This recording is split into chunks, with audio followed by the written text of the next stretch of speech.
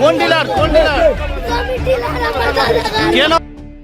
হোলির রাতে ভয়ঙ্কর গুলিকাণ্ডে উত্তাল মালদার মানিকচক। ঘটনায় এক নাবালক সহ দুজনের মৃত্যু হয়েছে।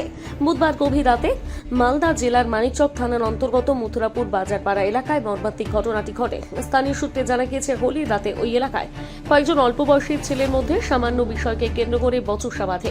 অভিযোগ, সেই বচসার জেরে এলাকার রেশন ডিলার সমীর দাশগুপ্তর ছেলে সময় দাশগুপ্ত তার বাবার লাইসেন্সপ্রাপ্ত বন্দুক নিয়ে গুলি চালায়।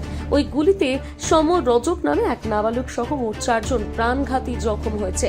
আহতদের তড়িঘড়ি উদ্ধার করে মালদা মেডিকেল কলেজ ও হাসপাতালে নিয়ে যাওয়া হলে সেখানে সমর রজক নামে ওই নাবালকের মৃত্যু হয়।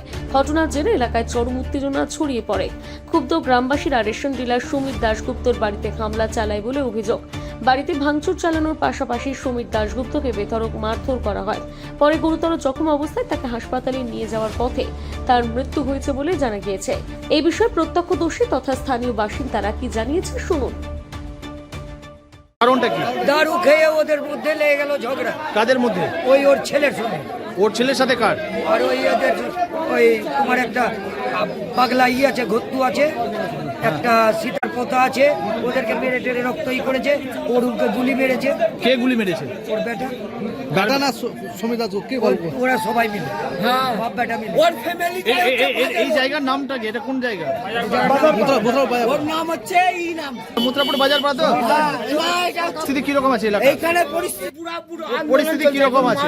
আন্দোলন চলছে, ভিড় আছে পুরা। মানে ওর বেটার সঙ্গে মনে একটু হয়েছে, মানে ঝগড়া চাকরি হয়েছে।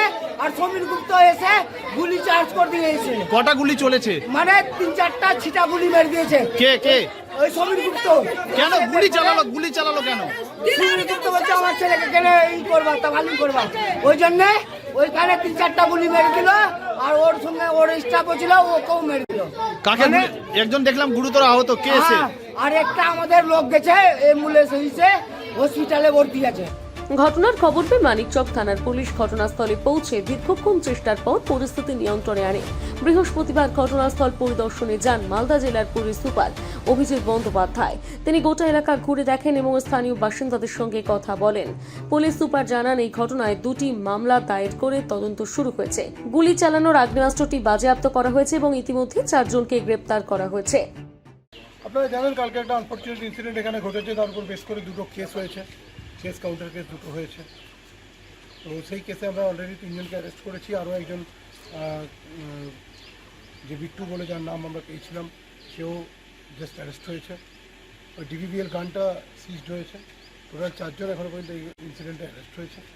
2টো কেসের আমরা ইনভেস্টিগেশন করছি। যেটা প্রথমে জানা গেছে, ইনিশিয়ালি একটা স্কুটি চালিয়ে আসছিল, সেটাকে নিয়ে বিরোধ হয়েছিল, কাউকে হচ্ছে ধাক্কা মেরেছিল। এগুলো সবই আমরা এখনো অভিযোগ পাচ্ছি। আমরা সেই স্টেটমেন্টগুলোকে ভেরিফাই করছি। যেটা জেনেছিলাম স্কুটিতে করে আসার সময় কাউকে হয়তো ধাক্কা মেরেছিল, সেই নিয়ে ইনিশিয়ালি অল্টারকেশন হয়। তখন এখানে ধাক্কাধাক্কি শুরু হয়। তারপর ওই ছেলেটি নাকি ওখান থেকে ফায়ার করে। তাতে অন্যদিকের লোকেরা যারা ইনজিওর্ড হয়, তারা এবং তাদের বাড়ির লোকেরা বা অন্যান্য লোকেরা, তারা অ্যাজিটেটেড হয়ে ওকে মারধর করে, শ্রমিককে মারধর করে। এই ইনসিডেন্ট এখনও পর্যন্ত আমরা পেয়েছি, কিন্তু we have to verify the statements of the witnesses as well as we are also verifying the technical detailses. কিন্তু আমরা সিজ করেছি।